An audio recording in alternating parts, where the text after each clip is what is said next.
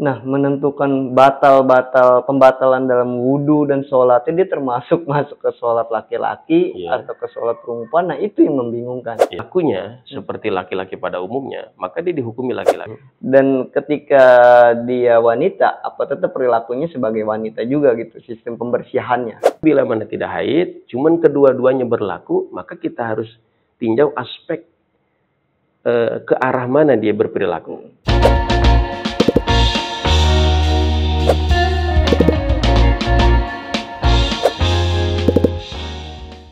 Assalamualaikum warahmatullahi wabarakatuh.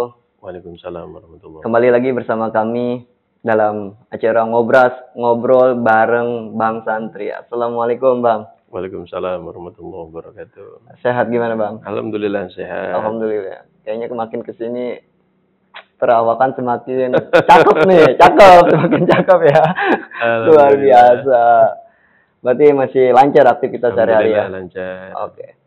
Kebetulan buat semuanya kita itu akan melanjutkan terkait pembahasan yang sebelumnya kita sudah bahas di episode sebelumnya itu terkait LGBT ya Bang ya? LGBT.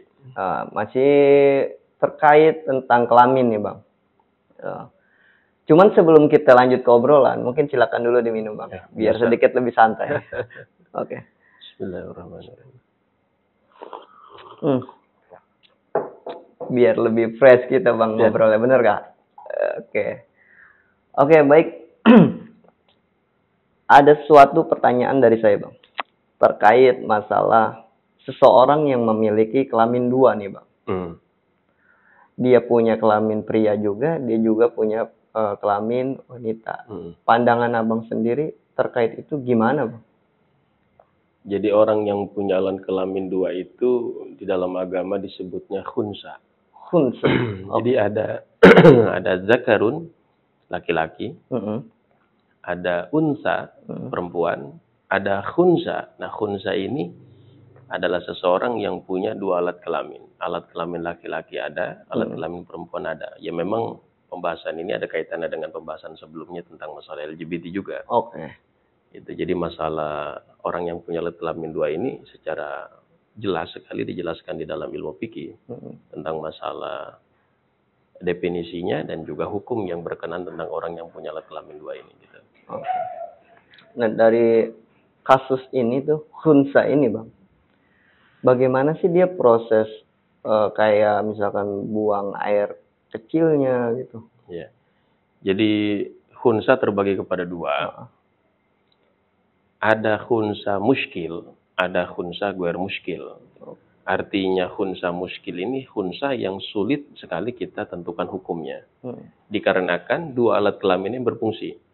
Seperti buang air kecilnya itu menggunakan alat kelamin laki-laki, tapi alat kelamin perempuannya pun setiap bulan keluar darah haid.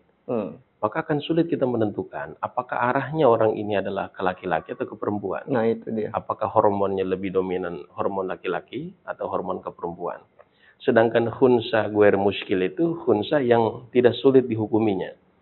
Yaitu adalah orang yang punya alat kelamin dua, tapi yang berfungsi hanya satu saja. Dan ini pun bisa kita tentukan kalau yang berfungsinya hanya yang laki-lakinya saja, kemudian secara tabiatnya laki-laki pada umumnya, maka dihukumi laki-laki. Sedangkan bila yang berfungsinya perempuan, kemudian dia berlagaknya itu kemayu seperti layaknya perempuan, maka dia dihukumi seperti perempuan saja. Tapi yang sulit menentukan hukumnya adalah bagi yang muskil ini, bagi yang punya alat kelamin dua, tapi dua-duanya berfungsi. Ini agak sulit. Nah, dari segi itu kan taruhlah makin lama seseorang itu kan beranjak dewasa Bang ya. Yeah. Pastikan dia juga terkait ada kewajiban dalam beribadahnya nih. Yeah. Nah, menentukan pembatalan dalam wudhu dan sholat dia termasuk masuk ke sholat laki-laki atau ke sholat perempuan. Nah, itu yang membingungkan. Seperti apa Bang dari pandangan agama sendiri? Ya, sesuai dengan definisinya tadi, diklasifikasikan menjadi muskil dan guer muskil. Yang guer muskil ini mudah sekali. Jadi, sekalipun dia punya alat kelamin dua, tapi yang berfungsinya salah satu saja, maka yang berfungsinya inilah yang kemudian menetapkan hukum secara fikih. Bila yang berfungsinya adalah alat kelamin laki-laki, kemudian perilakunya seperti laki-laki pada umumnya, maka dia dihukumi laki-laki. Jadi bersentuhan kulit antara laki-laki, khunsa tersebut tidak membatalkan wudhu, dan sholatnya pun bisa berada di barisan depan seperti laki-laki pada umumnya.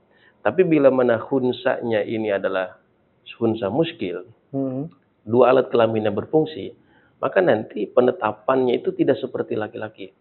Jadi tidak diperbolehkan sholat di barisan depan seperti laki-laki. Mereka harus ada di belakang laki-laki. Lalu kemudian dalam masalah wudhu, kita lihat tabiatnya, lebih cenderung kemana. Kalau memang lebih cenderung kepada kewanitanya, maka kita bersentuhan kulit batal wudhu. Jadi seperti berarti kalau misalkan si seorang itu lebih cenderung kepada misalkan contoh laki-laki, maka dia dihukumkan sebagai laki-laki. Ya seperti itu. Begitupun kebalikannya. Begitupun kebalikannya. Oke.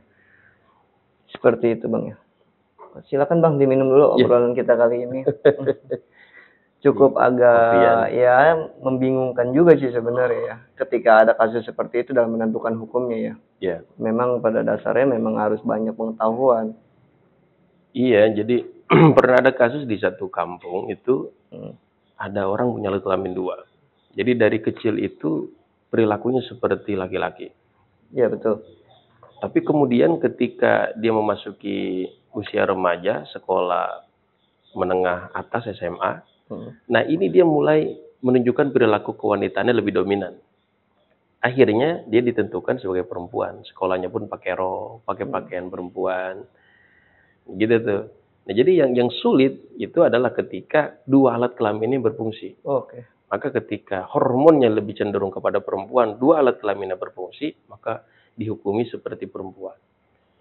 Jadi sekali lagi titik beratnya di dalam masalah berfungsi atau tidak dua alat kelamin itu. Kalau tidak berfungsi mudah sekali menghukum. Mudah ya. Mudah sekali. Yang jadi persoalan ketika dia berfungsi dua-duanya tuh yang dua-duanya berfungsi. Kan? Gitu. Cukup menarik. Masya Allah.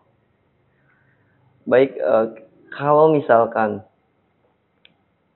nah berarti kalau laki-laki kan biasanya sejak dini itu ada sistem namanya syariat sunat Bang. Iya.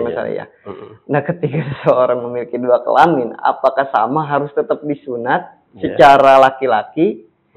Dan ketika dia wanita, apa tetap perilakunya sebagai wanita juga gitu, sistem pembersihannya? Itu seperti bagaimana lagi? Itu karena bingung juga, pelik Bang gitu. Ya iya, jadi karena dia mempunyai alat kelamin laki-laki, maka perintah sunat pun atau khitan pun berlaku. Berlaku.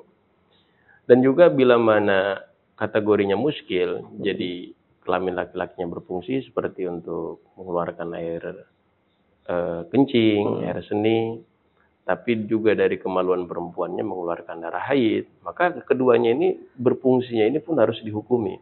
Jadi haidnya pun ditetapkan seperti itu. Kalau cara dia bersuci, anggaplah dia sudah dewasa.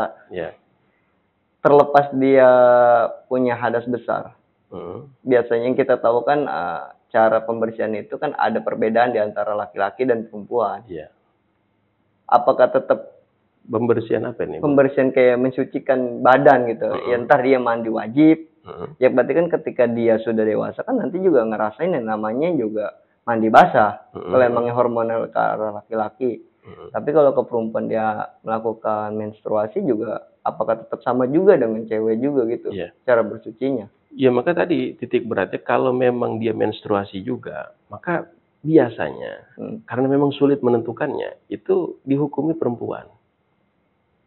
Jadi kalau menstruasi ini sebagai titik berat, si orang tersebut kita kelompokkan kepada golongan perempuan.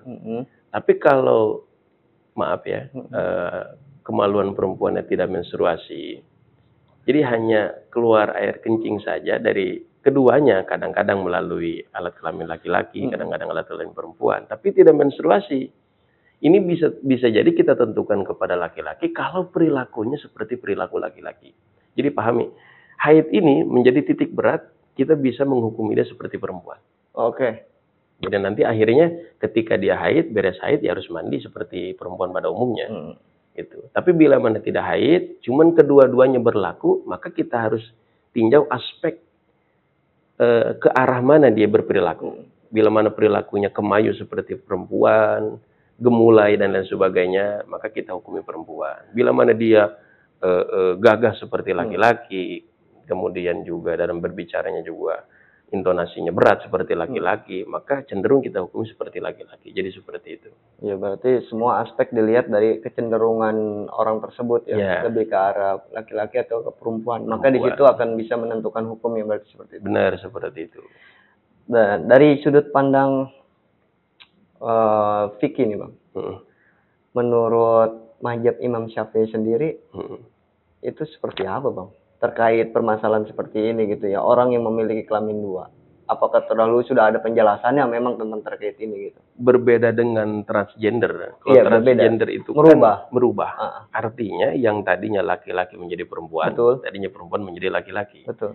Tapi kalau khunsa ini memang secara fitrah, lahiriahnya memang lahir dalam kondisi di mana memiliki dua alat kelamin. Betul. Artinya tidak bisa kita salahkan. Tidak berdosa seperti layaknya para transgender di luar sana. Tidak seperti itu. Artinya orang yang punya alat kelamin dua sedari lahir ini tidak bisa disalahkan secara syar'i maupun secara sosial. Karena memang sudah takdir dia sejak lahir seperti gitu itu. Kan. Berbeda dengan yang transgender. Iya. Di awalnya sudah ditentukan alat kelaminnya gitu kan dengan sang pencipta. Benar. Tetapi dia merubahnya. Jadi keluar daripada kodrat ya.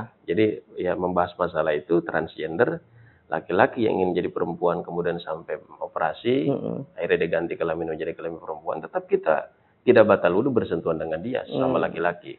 Begitupun perempuan yang kemudian mengganti alat kelamin menjadi laki-laki dan gagahnya seperti laki-laki, tapi kita tahu asalnya dia adalah perempuan, maka bersentuhan kulit itu batal. Bagi madhab Syafi'i, gitu.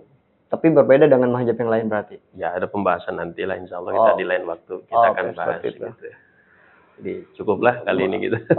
Mungkin itu baru saja obrolan kita nih sekelumit tentang bagaimana kasus daripada seseorang yang memiliki kelamin dua Bang. Memang tidak bisa dipungkiri, sudah banyak juga di media-media sosial, di berita-berita juga yang menyatakan bahwa terlahirnya seorang bayi gitu yang memiliki dua kelamin kan gitu kan. Ya otomatis kan apakah harus tetap operasi atau tidaknya kan. Ya minimal kita secara hukum sudah mengetahui dulu kan. Benar.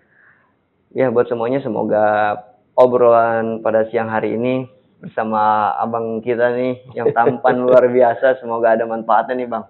Amin ya Allah ya Rabbal Alamin. Semuanya juga biar bisa menambah wawasan atau pengetahuan. Ya siapa tahu ada di kalangan masyarakat yang mengalami kasus yang sama, setidaknya kita sudah bisa memberitahu tentang terkait hukum yang harus ditetapkan pada orang tersebut kan gitu.